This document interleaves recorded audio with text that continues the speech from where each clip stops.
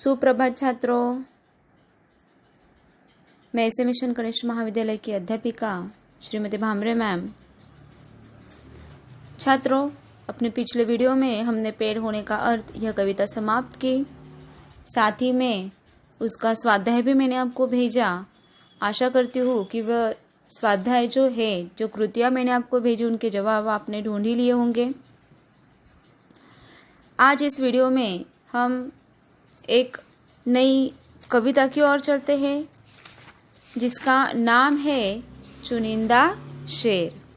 अब ये है शेर, है ना, शेर व शायरी आप जानते हैं। इनमें से कैलाश सेंगर जी द्वारा लिखित कुछ चुनिंदा शेर है जो हम आज के वीडियो में पढ़ने वाले हैं।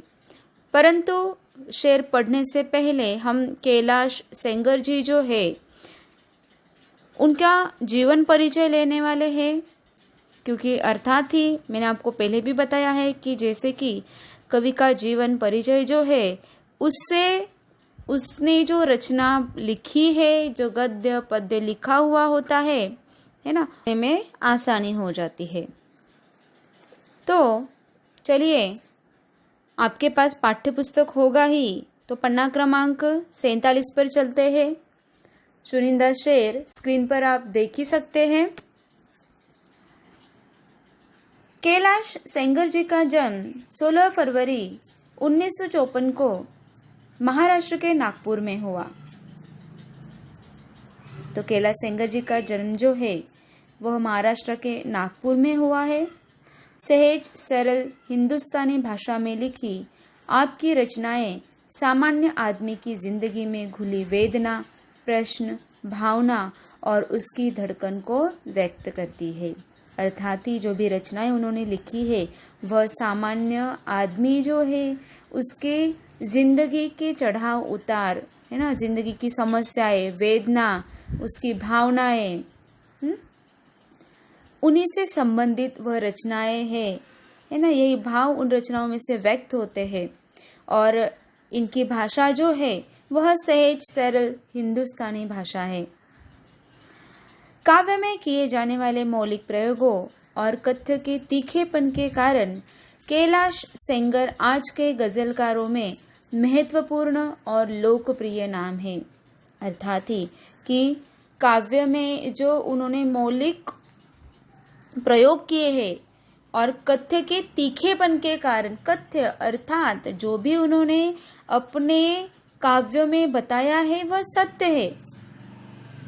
हम कहते हैं ना, सत्य भला कड़वा क्यों ना हो, तीखा लगता है लेकिन वो सत्य होता है। और सिर्फ अर्थात जो सामान्य आदमी है उनके मन को, उनकी भावनाओं को, उनकी समस्याओं को छू जाने वाली वह काव्य लिखते हैं। और कैलाश सेंगर जी जो है सिर्फ इसी की वजह से आज के गजलकारों में महत्वपूर्ण और लोकप्रिय नाम है। तो के अलावा गीत, कविता, कहानी, नाटक आदि विधाओं में आप लेखन करते हैं। गजल तो लिखते ही है सेंगर जी, साथ ही में कहानियां भी उन्होंने लिखी है, गीत लिखे हैं, कविताएं लिखी है, नाटक उन्होंने लिखे हैं। अलग अलग विधाओं में वो लेखन करते हैं। पत्रकारिता के क्षेत्र में भी आपका उल्लेखनीय योगदान है। अर्थात पत्रकारिता में उन्होंने बहुत ही बड़ा काम किया है। पत्रकारिता के क्षेत्र में हिंदी के साथ साथ मराठी, सिर्फ हिंदी भाषा पर ही उनका प्रभुत्व नहीं है, बल्कि मराठी भाषा पर भी उनका बहुत ही अच्छा प्रभाव है। आपके लेख में प्रस्तुत विचार सोचने को बाध्य कर देते हैं। अर्थात ही सेंगर जी अपने जो लेख लिखते हैं और उन लेखों में इस तरह के विचारों को वो प्रदर्शित करते हैं कि हमें वाचकों को सोचने के लिए वो बाध्य कर देते हैं। आपकी साहित्यिक भाषा पाठकों के मन, बुद्धि को झकझोर कर रख देती है। इनकी जो साहित्यिक भाषा है वह पाठकों के मन को हिला देती है, सोचने पर मजबूर कर देती है।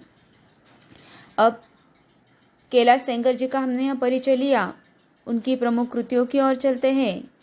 उनकी प्रमुख कृतियाँ है सूरज तुम्हारा है, यह गजल संग्रह है। यहाँ आदमी नहीं जूते भी चलते हैं। सुबह होने का इंतज़ार, ये दोनों कहानी संग्रह है। और अभी रात बाकी है, यह अनुदित साहित्य है। तो छात्रों चलते हैं, आज हम ये जो शेर है ना, शेर यानी कि एक गज़ल का प्रकार जिसे हम कहते हैं, तो इसके बारे में, इस विधा के बारे में हम जानकारी लेते हैं। उर्दू कविता का लोकप्रिय प्रकार गज़ल है, जिसे गढ़ने में शेरों की अहम भूमिका होती है। गज़ल आप अच्छी तरह से जानते हैं, है ना। अभी एक अच्छे से गज़लकार जी का निधन हुआ है। हम जानते हैं इंदौरी, राहत इंदौरी है ना, इनका निधन हुआ। वो बहुत ही अच्छे गज़लकार थे। और उर्दू कविता का जो ये लोकप्रिय प्रकार है गज़ल, जिसे गढ़ने के लिए शेरों की भूमिका बहुत महत्वपूर्ण होती है। शेर यानी ये जो हम पढ़ने वाले हैं चुनिंदा शेर, शेर ये विधा का प्रकार है। गज़ल की लोकप्रियता के फलस्वरूप इसे हिंदी ने भी अपना लिया है। जैसे कि गज़ल लोकप्रिय है, हिंदी ने भी गज़ल को अपना लिया है। उर्दू में तो था ही, हिंदी ने भी इसे अपना लिया। गज़ल हिंदी में आते आते रूमानी भावभूमि से हटकर यथार्थ की जमीन पर खड़ी हो गई। इन शेरों द्वारा हिंदी गज़लों ने अपनी अभिव्यक्ति शैली के बल पर लोकप्रियता प्राप्त की है। तो छात्रों, हम गज़ल अच्छी तरह से जानते हैं। गज़लें बहुत सारी सुनते भी हैं, सुनी भी है। और यह जो गज़ल होती है ना, इन गज़लों ने अपनी अभिव्यक्ति की शैली पर इतनी सारी लोकप्रियता हासिल की है कि जब ये लोग गाने सुनने बैठते हैं ना, बहुत सारे लोगों को गज़ल बहुत पसंद होती है। तो छात्रों चलते हैं, आज के ये जो हम शेर पढ़ने वाले हैं, इनका थोड़ा परिचय लेते हैं कि ये किससे संबंधित है। प्रस्तुत शेरों में सामाजिक अव्यवस्था और विडंबना के विभिन्न चित्र शब्दों के माध्यम से व्यक्त किए गए हैं।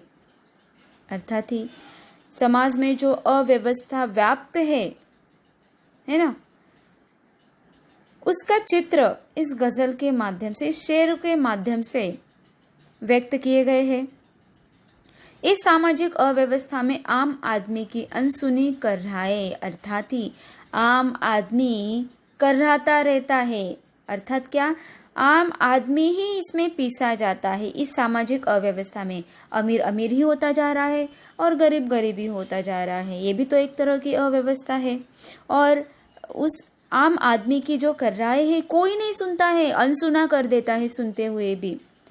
और इन शेरों के माध्यम से कवि उन कर्राहटों को हम तक पहुंचाने का प्रयास कर रहा है। कर्राहट मतलब क्या है, उनके दुख, उनकी वेदनाएं, उनकी समस्याओं को हम तक पहुंचाने का प्रयास करता है।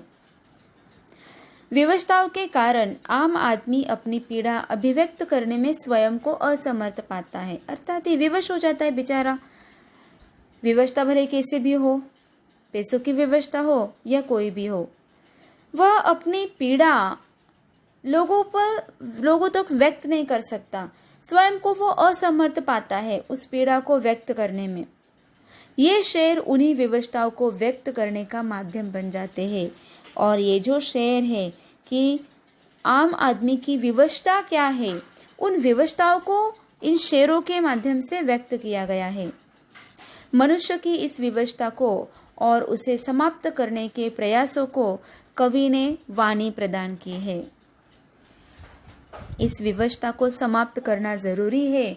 आम आदमी की कर्राहटों को सुनना जरूरी है, उनकी वेदनाओं को, उनकी समस्याओं को समझना जरूरी है, जो इस शेर के माध्यम से कवि हम तक पहुंचाने का प्रयास कर रहे हैं। तो चलिए शुरू करते हैं। हम यह शेर लेती हूँ। गजलों से खूब बिखरना हमको आता है, चट्टानों पर फूल खिलाना हमको आता है। देखो छात्रों कि क्या कहते हैं यहाँ पर। कवि अपनी कविताएं लिखते हैं, गजल लिखते हैं और गजलों के माध्यम से, कविताओं के माध्यम से वाचकों तक खुशबू फैलाते हैं अपने विचारों की, है ना। विचारों के सुमन है, विचारों के फूल है, शब्दों के फूल है, और इन फूलों की खुशबू गजलों के माध्यम से, कविताओं के माध्यम से कवि वाचकों तक पहुंचाता है, उसमें समर्थ हो जाता है। चट्टानों पर फूल खिलाना हमको आता है। और देखो क्या कहते हैं कवि कि चट्टानों पर, देखो चट्टान पर तो कोई पेड़ आ नहीं सकता, लेकिन यहाँ पर कवि कह रहे हैं कि आम आदमी ऐसा होता है कि कोई भी काम हो, कोई भी मुश्किल हो, वह क्या करता है, डरते नहीं है, क्योंकि काम कितना भी कठिन हो, अगर कड़ी मेहनत से आप उसे करेंगे तो उसे सफलता में बदलना आता है उसे। इसलिए कवि यहाँ पर कहते हैं कि हम तो अपने गजलों के माध्यम से खुशबू को बिखराते हैं, भले कितना भी पत्थर दिल क्यों ना हो, हम उसके दिल को भी पिघला देते हैं, वहाँ पर भी फूल खिला देते हैं। अगली गजल देखो। परिंदों को शिकायत है, कभी तो सुन मेरे मालिक, तेरे दानों में भी शायद लगा है घून मेरे मालिक। देखो क्या कहते हैं यहाँ पर कि परिंदों को शिकायत है। परिंदा अर्थात क्या, पंछी, पंछियों को शिकायत है, कभी तो सुन मेरे मालिक। मालिक को यूँ लगता है कि पिंजरे में रखकर मैं उनको रोज दाना दे रहा हूँ, दाने खिला रहा हूँ, दाने डाल रहा हूँ, और मालिक खुश है कि मेरे कारण ये पंछी जिंदा है। परंतु मालिक को यूँ नहीं पता कि पंछी नाराज है, क्योंकि तेरे दानों में भी शायद लगा है घून मेरे मालिक। तेरे दानों में भी क्या लगा है, घून। घून यानी क्या होता है, जो अनाज खाने वाले कीड़े होते हैं ना, छोटे छोटे, जिसे मराठी में धनुर कहते हैं, वह कीड़े यानी घून होता है। तो पंछी कहते हैं कि तेरे दानों में भी लगा है घून, जिसका मालिक को पता ही नहीं है। अर्थात यहाँ पर कवि क्या कहते हैं कि सरकार को लगता है कि समस्याएं आ रही है, आम आदमी पर जो समस्याएं आ रही है, उन समस्याओं को हम सुलझा रहे हैं, लोगों को मदद कर रहे हैं, ऐसा सरकार को लगता है। परंतु सरकार की वह मदद लोगों तक ठीक से, जनता तक ठीक से नहीं पहुंच पाती है, बीच में ही उसे कोई खा जाता है। जैसे पंछियों तक जो मालिक दाने डालता है उसे वह घून भी खा रहा होता है, वैसे ही समाज में ऐसे घून होते हैं जो लोगों के, सरकार की जो मदद होती है लोगों तक तो पहुंचाने के बजाय खुद ही खा जाते हैं। समाज को भी इसी तरह की घुन लगी है, ऐसे यहाँ पर कवि कहना चाहते हैं इस शेर के माध्यम से। तो मालिक यानी यहाँ पर है सरकार, जिस तक आम लोगों की समस्याओं को पहुंचाने का कवि प्रयास कर रहे हैं इस कविता के माध्यम से, इस शेर के माध्यम से। अगले शेर की तरफ चलते हैं। हम जिंदगी के चंद सवालों में खो गए, सारे जवाब उनके उजालों में खो गए। बहुत ही खूब यहाँ पर कह रहे हैं कवि कि हम जिंदगी के चंद सवालों में खो गए। हम आम आदमी है, रोजमर्रा की जिंदगी जीते हैं, है ना। ढेरों सारी रोज की उलझनों में हमारी जिंदगी फंसी होती है, और कि ऐसे उलझने होती है जिनसे हम बाहर निकल ही नहीं सकते। जिंदगी को लेकर बहुत सारे प्रश्न मन में रह जाते हैं।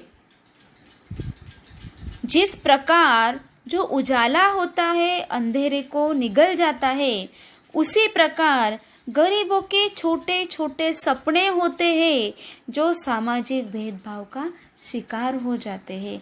बेचारे गरीब अपने छोटे छोटे सपनों को भी पूरा नहीं कर सकते। चंद सवाल, छोटे सपने, सारे जवाब उनके उजालों में खो गए। कितना खूब कहा है कि ये जो सामाजिक भेदभाव है उसका शिकार वो आम आदमी हो जाता है और अपने छोटे छोटे सपनों को तक पूरा नहीं कर पाता है। चट्टानी रातों को जुगनू से वह सवारा करती है, बरसों से एक सुबह हमारा नाम पुकारा करती है। बहुत खूब कहा है यहाँ पर कवि ने कि चट्टानी रातों को जुगनू से वह सवारा करती है।